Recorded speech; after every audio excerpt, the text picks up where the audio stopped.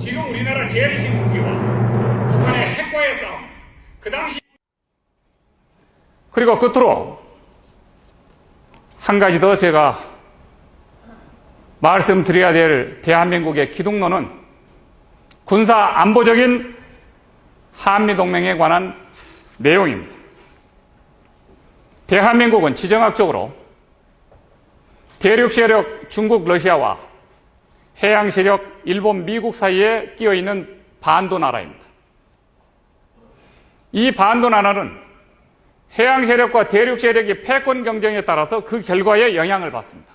우리의 민족과 국가의 운명이 결정됩니다. 지금까지 그래왔습니다. 우리는 고려시대 때 북방 몽골 민족의 80년의 지배를 받았습니다. 여러분들이 몽골 반점을 이야기한 이유가 있습니다. 역사의 한 흔적입니다. 원나라의 지배를 받았습니다. 그때는 북방 세력이 대륙 세력이 힘이 강했기 때문에 한반도는 대륙 세력의 영향권에 들어갔습니다. 그러고 나서 조선이 개국되고 나서 조선 500년 동안 우리나라는 또 다른 중국의 대륙 세력 명나라와 청나라의 조공 채봉국과 속국이 되었습니다. 500년 동안 거의 그들의 지배 속에 살아온 민족입니다. 그러다가 1592년 임진왜란이 일어나서 일본이 명나라와 청나라를 물리치면서 한반도의 영향력과 지배권은 해양 세력 일본으로 서서히 빨려들기 시작합니다.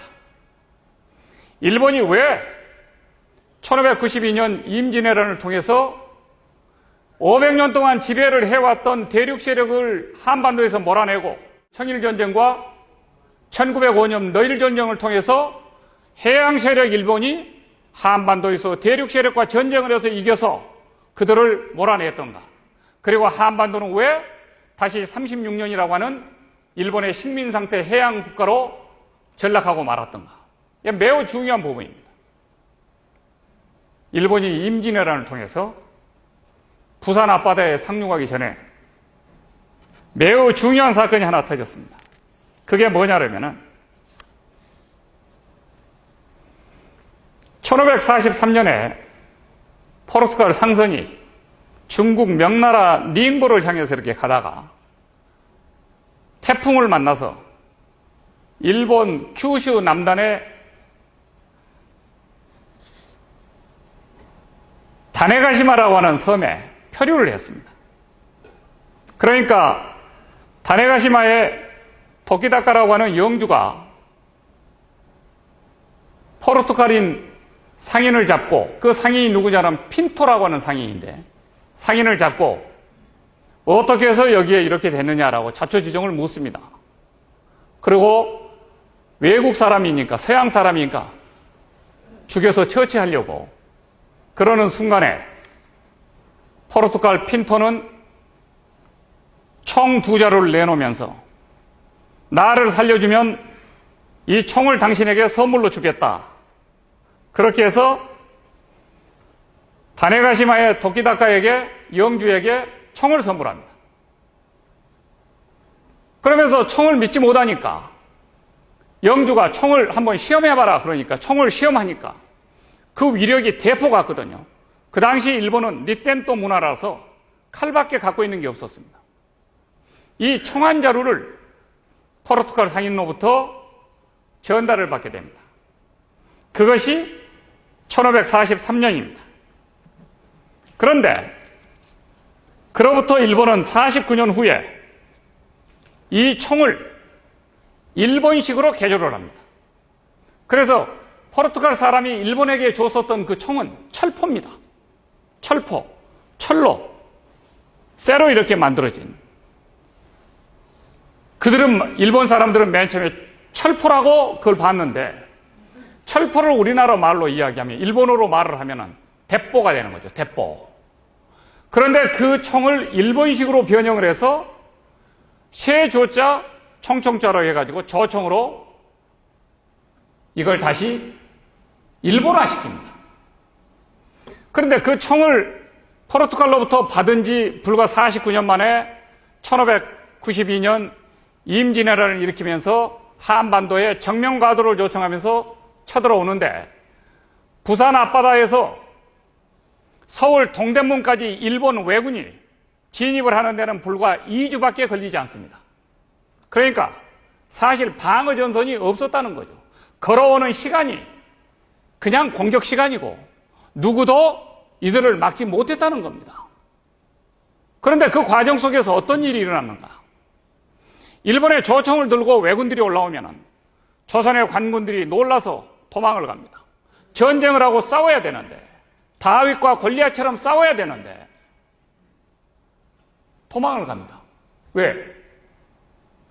300m 전방에서도 총 한 방이면 다 쓰러뜨릴 수가 있기 때문에 그 총 한 방으로 10,000명, 20,000명의 조선 의병과 관군들을 다 무찔렀었던 역사적 기록이 있습니다. 그러니까 그 다음부터는 이 조총을 들고 나타나는 왜군을 보면 다 도망을 갑니다.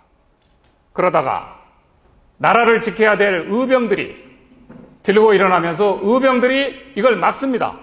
뭘로 막냐? 행주산성처럼 아낙네들이 돌을 치마에 가져가서 돌을 남자들한테 주고 남자들은 돌을 던집니다. 총과 돌과의 싸움입니다. 지금 우리나라 재래식 무기와 북한의 핵과의 싸움입니다. 그 당시 일본의 조총은 지금 우리에게는 핵이 없고 재래식 무기밖에 없는데 그 조총은 핵이나 다름없습니다. 그래서 결국 우리는 돌이 다 떨어지면 원시전을 펼치다가 몸으로 육탄전을 펼칩니다. 조총과 육탄전. 대포와 무대포라고 하는 말은 여기서 나온 겁니다. 대포와 무대포의 싸움이 되는 겁니다. 우리나라 사람들이 요즘 저는 무대포야 라고 하는 것은 내가 가진 것 없다. 온몸을 투척해서 몸으로 내가 육탄전으로 날린다라고 하는 그 말의 무대포가 일본의 외병 조총의 대포와 대한민국 벌거벗은 아무것도 없는 육탄전과의 싸움에서 나온 말이라고 하는 사실을 여러분 아셔야 됩니다. 그 사람 무대포야. 자, 이제 제가 결론을 맺어야 될 때가 온 것 같은데요. 우리나라가 힘없는 조선이 임진왜란을 통해서 일본의 아낙네들이 끌려간 사람들이 몇 사람인지 여러분 아시겠습니까? 일본 왜군들이 노예 사냥을 했습니다. 아녀자들의 사냥을 했습니다. 약 20만의 조선의 아낙네들이 일본 왜군들에 의해서 끌려갔습니다. 그래서 일본의 나가사키에 노예 시장이 형성됐습니다. 거기에 포르투갈 상인들이 와서 조선인 아낙네들을 사가곤 했습니다.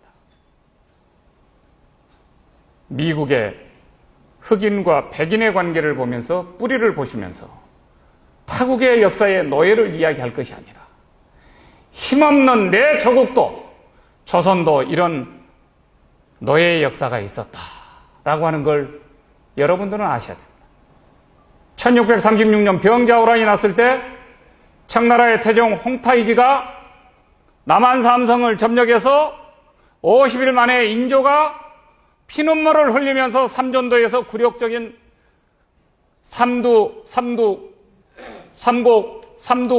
구고배라고 하는 고도를 했습니다. 한 번씩 머리를 땅에다가 박으면은 3번씩 박아야 됩니다. 그걸 3차례를 했습니다. 피가 뚝뚝 흘러 떨어졌습니다. 이게 우리가 대륙 세력 청나라에게 굴욕적인 나라의 모습을 보여줬었던 그런 형극입니다. 그때 홍타이지는 청나라로 다시 돌아갈 때 조선 아낙네들을 무려 50만을 끌고 갔다. 이런 역사적 기록이 있습니다. 우리는 해양 세력 일본에게도 노예로 끌려갔고 대륙 세력 중국에게도 심양 만주로 노예로 끌려간 노예의 역사를 갖고 있습니다. 왜 이런 일이 있었는가? 힘이 없었기 때문에 그렇습니다. 그러면 대한민국은 지금까지 많게는 5,000년 역사 속에서 1300회 외침을 받았고 작게는 900개 차례의 외침을 받았습니다. 그런데 대한민국 역사에서 단 한 번도 외침을 받지 않은 그런 70년의 시대가 있습니다. 70년의 시대. 이것이 바로 1953년 7월 27일 한국전쟁이 끝나고 난 이후에 미국의 최고의 강대국가인 미국과 당시 1인당 개인 GMP 65불도 되지 않는 가장 세계에서 가난한 나라 약소국가 한국이 국가 간의 동등한 군사 동맹조약을 맺은 한미동맹이 있고 난 이후부터 대한민국은 유일하게 역사에서 70년 동안 단 한 번의 외침이 없는 그런 나라로 살아왔다라고 하는 사실을 여러분 아셔야 됩니다.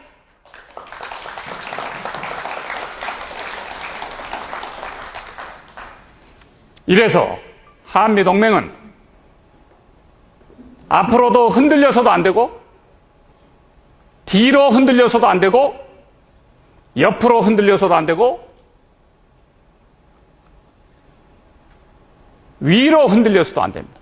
한미동맹은 대한민국이 통일된 이후에도 중국과 러시아와 일본이라고 하는 대한민국과 경제, 영토, 인구에 있어서 압도적으로 큰 세계 4대 강대국에 둘러싸여 있는 나라이기 때문에 우리가 생존하고 우리가 세계를 지배할 때까지 한미동맹은 어떤 경우도 변해서는 안 되고 흔들어서도 안 되고 흔들려서도 안 된다라고 하는 사실을 대한민국의 오늘의 세계의 유수한 10대 경제 평화 대강국을 일으켜오는 반석이 바로 한미동맹이었다는 사실을 여러분 깊이 인식하시고 어느 정권이 들어서든 간에 그 정권이 정치적으로 한미동맹을 흔들려고 하는 것은 바로 대한민국을 흔들려고 하는 것이고 대한민국의 국가의 기둥을 흔들려고 하는 것이라고 하는 사실을 여러분들을 인식하셔야 됩니다.